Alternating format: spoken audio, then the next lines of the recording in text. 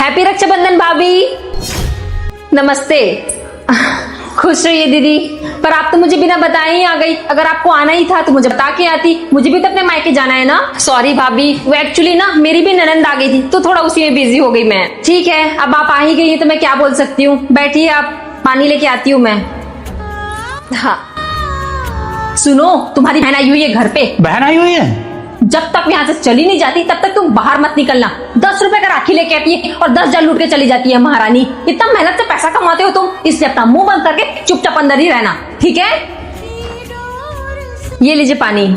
भाभी अब पानी वानी रहने दो ना, अब जल्दी से भैया को बुला दो तो मैं राखी बांध देती हूँ, नहीं तो मुहूर्त निकल जाएगा। आपके भैया तो घर पे नहीं है, वो सुबह ही ऑफिस चले गए। अगर आप मुझे पहले बताती तो मैं उनको रोक के रखती, और वो शाम को भी नहीं आएंगे, वो सीधे मेरे मायके आएंगे मुझे लेने के लिए। तो आपका यहाँ रुकने का कोई फायदा नहीं है। एक काम करो, आप मुझे राखी दे दो, मैं उनको बंधवा दूंगी। अच्छा ठीक है भाभी, आप आकर बैठो, मैं आपको राखी और मिठाई दे देती हूँ। ठीक है भाभी, ये राखी और ये मिठाई, और भैया को मेरा बहुत सारा प्यार देना। पर दीदी आपको तो पता ही है ना, मेरे पास पैसे होते नहीं है और आपके भैया घर पे नहीं है, तो इस बार आपको खाली हाथ ही जाना पड़ेगा। भाभी, हम बहन बेटियां रक्षाबंधन पर इसलिए मायके नहीं आती है कि भैया भाभी का धन दौलत उठाकर लेकर जा सकें, बल्कि इसलिए आती है कि हमें भी लगे कि हमारा भी कोई अपना है इस दुनिया में। आप लोगों का प्यार और सम्मान लेने आते हैं, ना कि धन दौलत। लेकिन आप भाभियां हम ननंदों को हमेशा नीचा ही दिखाते हो, बेइज्जत करती है, जलील करती हैं।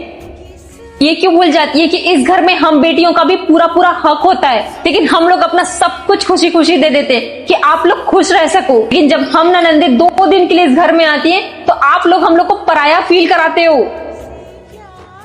भैया के लिए बहुत प्यार से राखी लेके आई थी मैं, बांध देना। मैं भगवान से प्रार्थना करूंगा जैसा तुमने मेरी बहन साथ आज किया है वैसा तुम्हारा भाई तुम्हारे साथ ना कर दे।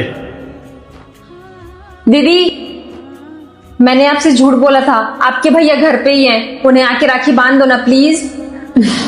मुझे पता है भाभी, भैया घर पर ही हैं, पर आपने कुछ बोला होगा तो सोच के ही बोला होगा। और भाभी, मेरे ससुराल में न धन की कमी है, न दौलत की, न प्यार की, न सम्मान की।